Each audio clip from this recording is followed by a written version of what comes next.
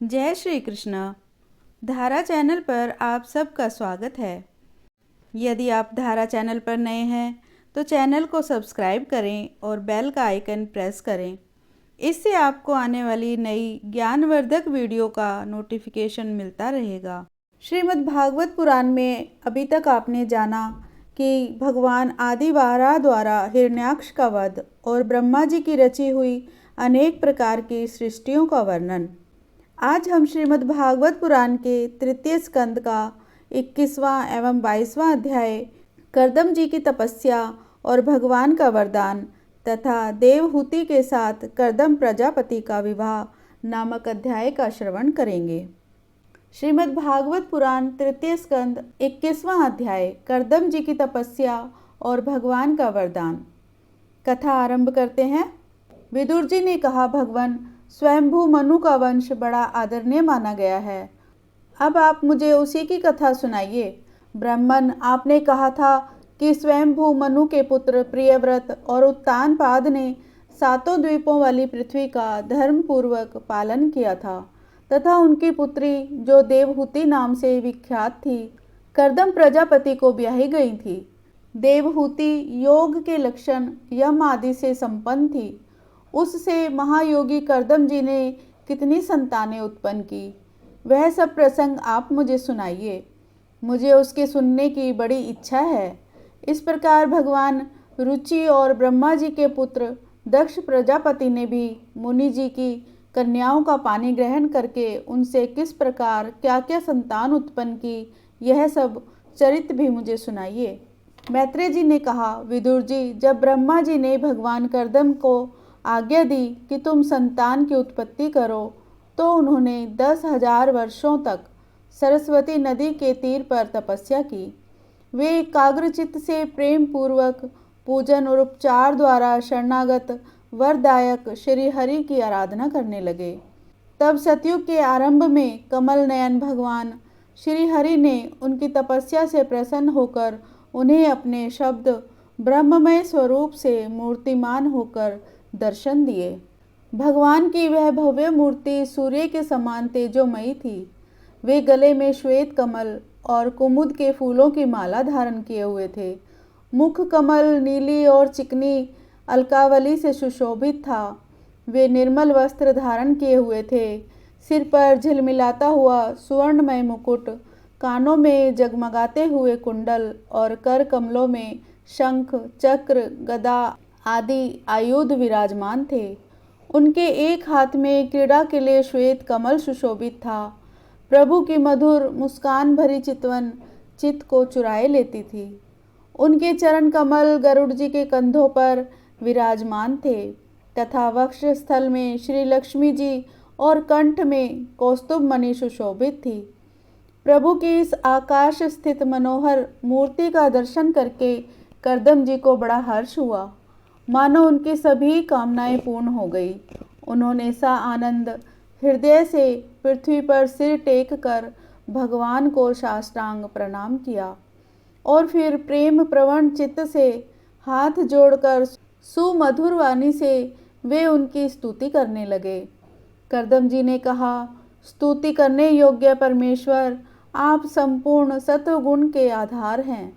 योगी जन उत्तरोत्तर शुभ योनियों में जन्म लेकर अंत में योगस्थ होने पर आपके दर्शनों की इच्छा करते हैं। आज आपका वही दर्शन पाकर हमें नेत्रों का फल मिल गया। आपके चरण कमल भवसागर से पार जाने के लिए जहाज हैं।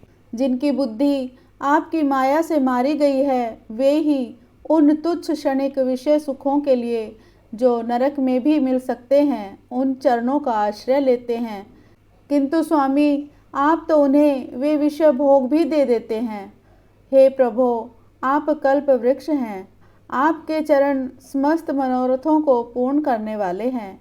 मेरा हृदय काम कलुषित है। मैं भी अपने अनुरूप स्वभाव वाली और ग्रस्त धर्म के पालन में सहायक शीलवती कन्या से विवाह करने के लिए आपके चरण कमलों की शरण में आया हूँ। हे सर्वेश्वर, आप संपूर्ण लोकों के अधिपति हैं। नाना प्रकार की कामनाओं में फंसा हुआ यह लोक आपकी वेदवाणी रूप डोरी में बंधा हुआ है। धर्म मूर्ति उसी का अनुगमन करता हुआ मैं भी काल रूप आपको आज्ञा पालन रूप पूजा उपहार आदि समर्पित करता हूँ।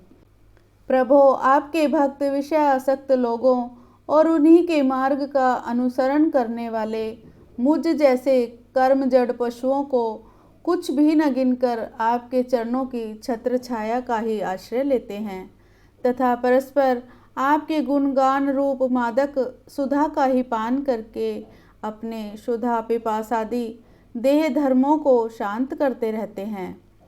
हे प्रभो, यह काल का चक्र बड़ा प्रबल है। साक्षात ब्रह्मा ही इसके घूमने की धुरी हैं। अधिक मास सहित 13 महीने हैं और 360 दिन जोड़ हैं। 6 ऋतुएं हैं, अनंत क्षणपल आदि इसमें पत्राकार धाराएं हैं तथा 3 चातुर्मास्य इसके आधारभूत नाभि हैं। यह अत्यंत वेगवान संवत् स्वरूप कालचक्र चराचर जगत की आयु का छेदन करता हुआ घूमता रहता है, किंतु आपके भक्तों की आयु का ह्रास नहीं कर सकता। भगवान, जिस प्रकार मकड़ी स्वयं ही जाले को फैलाती, उसकी रक्षा करती और अंत में उसे निगल जाती है, उसी प्रकार आप अकेले ही जगत की रचना करने के लिए अपने से अभिन्न अपनी योग माया को स्वीकार कर उससे अभिव्यक्त हुई अपनी सत्वादी शक्तियों द्वारा स्वयं ही इस जगत की रचना, पालन और संहार करते हैं। प्रभो, इस समय आपने हमें अपनी तुलसी माला मंडित माया से परिच्छिन्न सी दिखाई देने वाली सगुण मूर्ति से दर्शन दिया है। आप हम भक्तों को जो शब्द आदि विषय सुख प्रदान करते हैं, वे मायिक होने के कारण यद्यपि आपको पसंद नहीं हैं, तथापि परिणाम में हमारा शुभ करने के लिए वे हमें प्राप्त हों। नाथ, आप स्वरूप से निष्क्रिय होने पर भी माया के द्वारा सारे संसार का व्यवहार चलाने वाले हैं तथा थोड़ी सी उपासना करने वाले पर भी समस्त अभिलाषित वस्तुओं की वर्षा करते रहते हैं। आपके चरण कमल वंदनीय हैं। मैं आपको बार बार नमस्कार करता हूँ। मैत्रेय जी कहते हैं, भगवान की भौहें प्रणय मुस्कान भरी चितवन से चंचल हो रही थी। वे गरुड़ जी के कंधे पर विराजमान थे। जब करदम जी ने इस प्रकार निष्कपट भाव से उनकी स्तुति की, तब वे उनसे अमृतमयी वाणी से कहने लगे। श्री भगवान ने कहा, जिसके लिए तुमने आत्म संयम आदि के द्वारा मेरी आराधना की है, तुम्हें तुम्हारे हृदय के उस भाव को जानकर मैंने पहले से ही उसकी व्यवस्था कर दी है। प्रजापते, मेरी आराधना तो कभी भी निष्फल नहीं होती। फिर जिनका चित्त निरंतर एकांत रूप से मुझ में ही लगा रहता है, उन तुम जैसे महात्माओं के द्वारा की हुई उपासना का तो मैं और भी अधिक फल देता हूँ।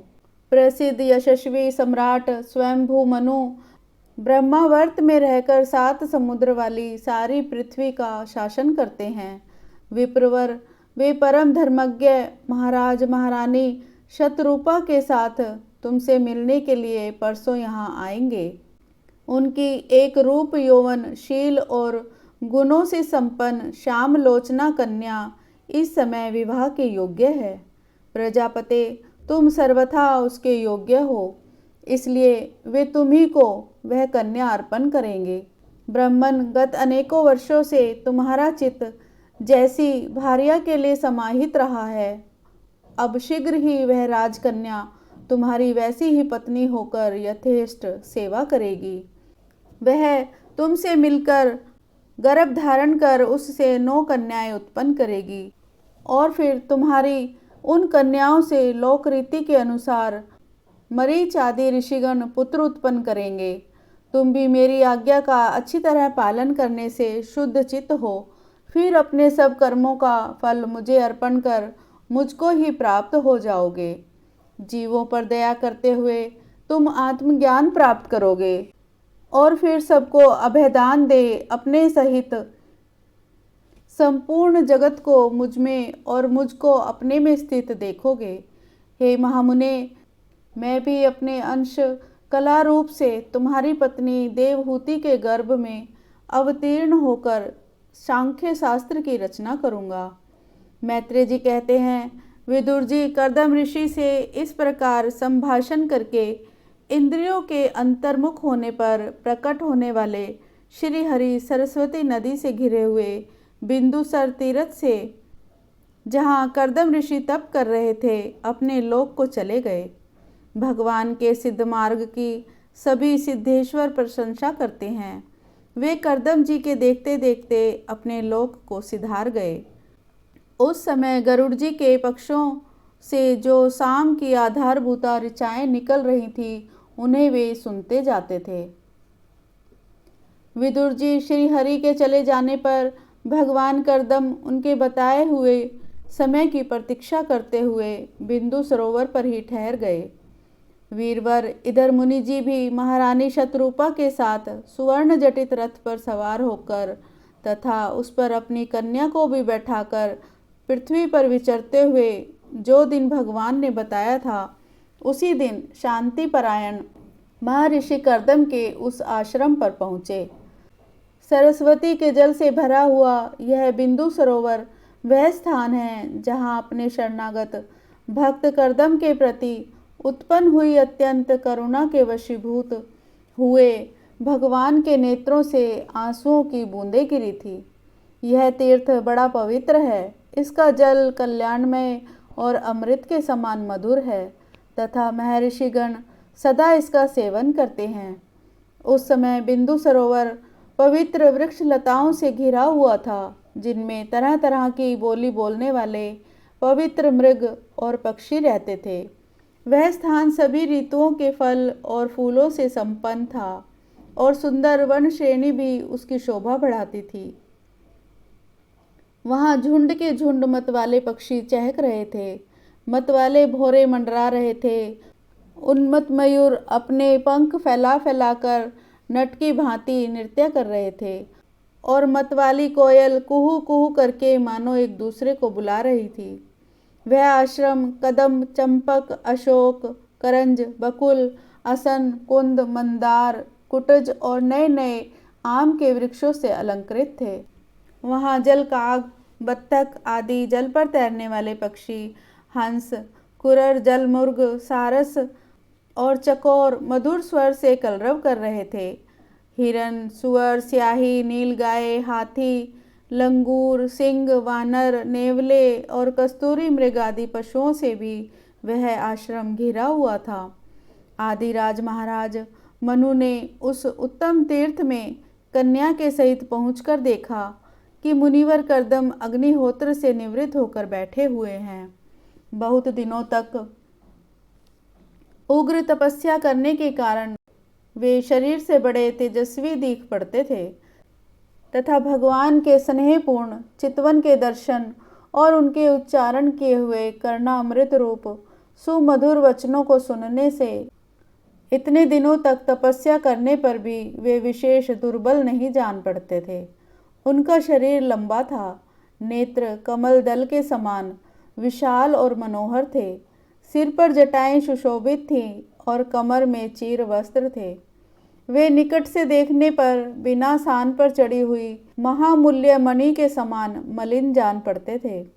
महाराज स्वयंभू मनु को अपनी कुटी में आकर प्रणाम करते देख उन्होंने उन्हें आशीर्वाद से प्रसन्न किया और यथोचित आतिथ्य की रीति से उनका स्वागत सत्कार किया। जब मनु जी उनकी पूजा ग्रहण कर स्वस्थ चित्त से आसन पर बैठ गए, तब मुनिवर कर्दम ने भगवान की आज्ञा का स्मरण कर उन्हें मधुर वाणी से प्रसन्न करते हुए इस प्रकार कहा। देव, आप भगवान विष्णु की पालन शक्ति रूप हैं, इसलिए आपका घूमना फिरना निसंदेह सज्जनों की रक्षा और दुष्टों के संहार के लिए ही होता है। आप साक्षात विशुद्ध विष्णु रूप हैं तथा भिन्न भिन्न कार्यों के लिए सूर्य, चंद्र, अग्नि, इंद्र, वायु, यम, धर्म और वरुण आदि रूप धारण करते हैं। आपको नमस्कार है। आप मणियों से जड़े हुए जयदायक रथ पर सवार हो अपने प्रचंड धनुष की टंकार करते हुए उस रथ की घरघराहट से ही पापियों को भयभीत कर देते हैं और अपनी सेना के चरणों से रोंदे हुए भूमंडल को कँपाते हुए अपनी उस विशाल सेना को साथ लेकर पृथ्वी पर सूर्य के समान विचरते हैं। यदि आप ऐसा ना करें तो चोर डाकू भगवान की बनाई हुई वर्ण आश्रम धर्म की मर्यादा को तत्काल नष्ट कर दें तथा विषय लोलुप निरंकुश मानवों द्वारा सर्वत्र अधर्म फैल जाए। यदि आप संसार की ओर से निश्चिंत हो जाएं तो यह लोक दुराचारियों के पंजे में पड़कर नष्ट हो जाए।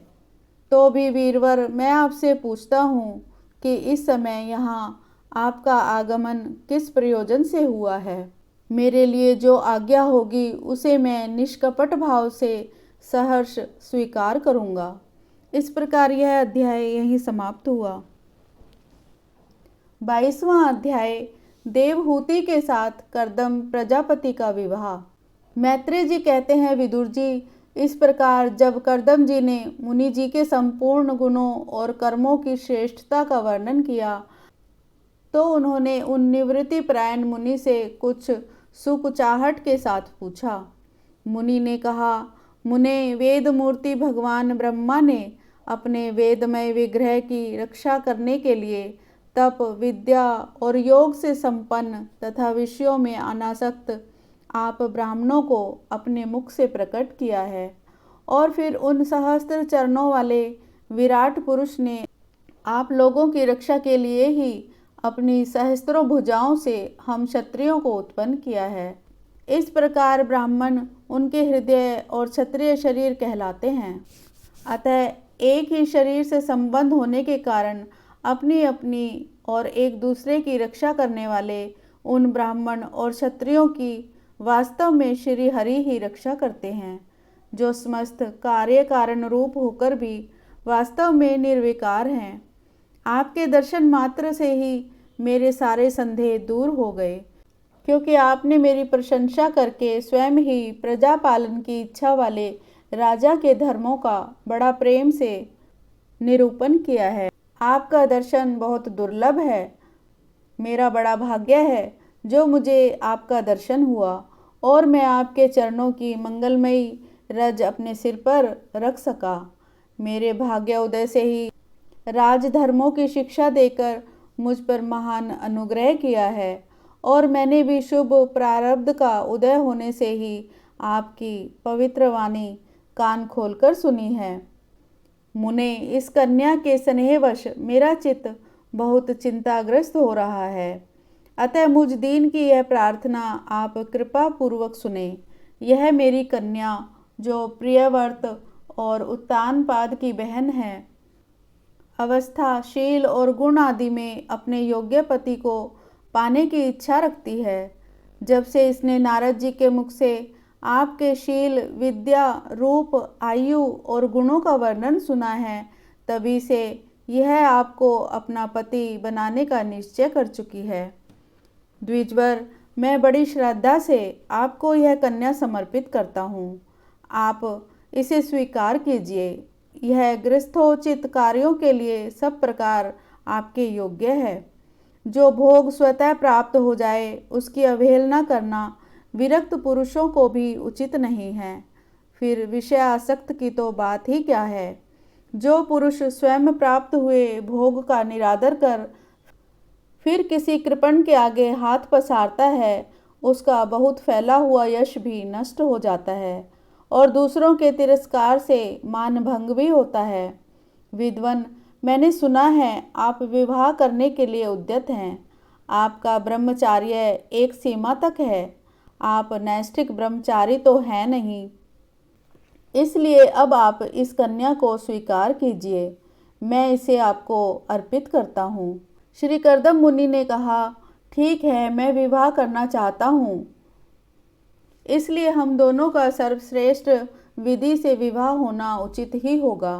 राजन, वेदोक्त विवाह विधि में प्रसिद्ध जो वेदोक्त और मंत्रों द्वारा हुआ हमारा विवाह संबंध सफल होगा। भला जो अपनी अंग कांति से आभूषण आदि की शोभा को भी तिरस्कृत कर रही हैं, आपकी उस कन्या का कौन आदर ना करेगा। एक बार यह अपने महल की छत पर गेंद खेल रही थी।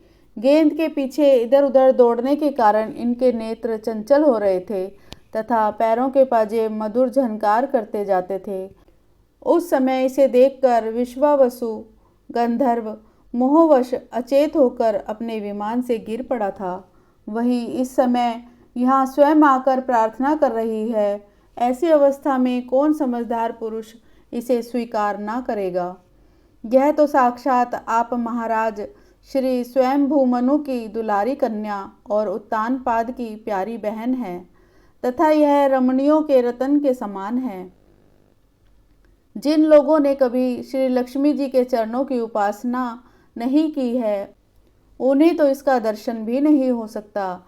अतः मैं आपकी इस साध्वी कन्या को अवश्य स्वीकार करूँगा, किंतु एक शर्त के साथ। जब तक इसके संतान न हो जाएगी तब तक मैं गृहस्थ धर्म अनुसार इसके साथ रहूँगा। उसके बाद भगवान के बताए हुए संन्यास प्रधान हिंसा रहित शम दम आदि धर्मों को ही अधिक महत्व दूंगा, जिनसे इस विचित्र जगत की उत्पत्ति हुई है, जिनमें यह लीन हो जाता है और जिनके आश्रय से यह स्थित है। मुझे तो वे प्रजापतियों के भी पति भगवान श्री अनंत ही सबसे अधिक मान्य है। मैत्रेय जी कहते हैं, प्रचंड धनुर्धर विदुर कर्दम जी केवल इतना ही कह सके, फिर वे हृदय में भगवान कमलनाभ का ध्यान करते हुए मौन हो गए। उस समय उनके मंद हास्ययुक्त मुख कमल को देखकर देवहूति का चित्त लुभा गया। मनु जी ने देखा कि इस संबंध में महारानी शत्रुपा और राजकुमारी की स्पष्ट अनुमति है। अतः उन्होंने अनेक गुणों से संपन्न कर्दम जी को उन्हीं के समान गुणवती कन्या का प्रसन्नता पूर्वक दान कर दिया। महारानी शत्रुपा ने भी बेटी और दामाद को बड़े प्रेम पूर्वक बहुत से बहुमूल्य वस्त्र और आभूषण तथा गृहस्थ उचित पात्र आदि दहेज में दिए। इस प्रकार सुयोग्य वर को अपनी कन्या देकर महाराज मनु निश्चिंत हो गए। चलती बार उनका वियोग न सह सकने के कारण उन्होंने उत्कंठावश अपनी पुत्री को अपनी छाती से चिपटा लिया और बेटी बेटी कहकर रोने लगे। उनकी आंखों से आंसुओं की झड़ी लग गई और उनसे उन्होंने देवहूति के सिर के बाल भिगो दिए। फिर वे मुनिवर कर्दम से पूछकर उनकी आज्ञा ले रानी के सहित रथ पर सवार हुए और अपने सेवकों सहित ऋषिकुल सेवित सरस्वती नदी के दोनों तीरों पर मुनियों के आश्रमों की शोभा देखते हुए अपनी राजधानी में चले आए। जब ब्रह्मवर्त की प्रजा को यह समाचार मिला कि उसके स्वामी आ रहे हैं, तब वह अत्यंत आनंदित होकर स्तुति गीत एवं बाजे गाजे के साथ आगवानी करने के लिए ब्रह्मवर्त की राजधानी से बाहर आ गए। सब प्रकार की संपदाओं से युक्त बरहस्पति नगरी मनु जी की राजधानी थी, जहाँ पृथ्वी को रसातल से ले आने के पश्चात शरीर कंपाते समय श्री वराह भगवान के रोम झड़कर गिरे थे। वे रोम ही निरंतर हरे भरे रहने वाले कुश और कास हुए, जिनके द्वारा मुनियों ने यज्ञ में विघ्न डालने वाले दैत्यों का तिरस्कार कर भगवान यज्ञ पुरुष की यज्ञों द्वारा आराधना की।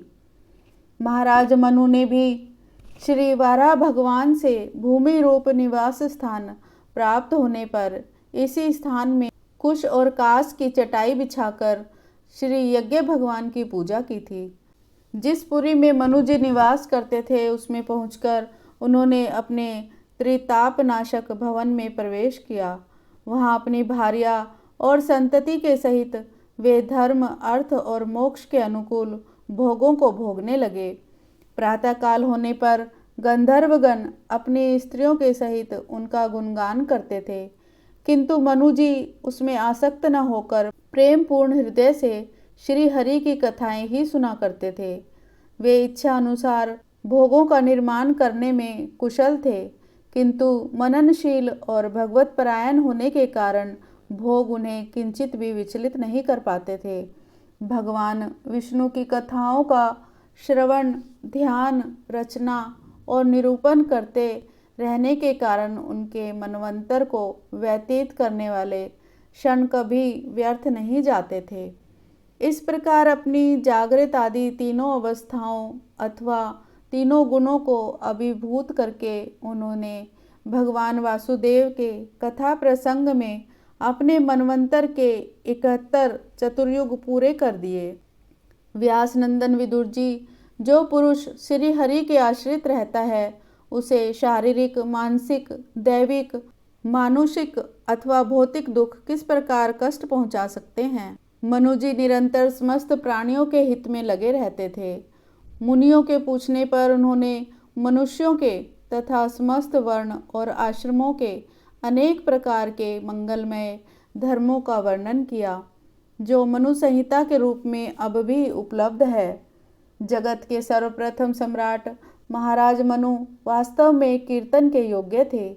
यह मैंने उनके अद्भुत चरित्र का वर्णन किया। अब उनकी कन्या देवहूति का प्रभाव सुनो।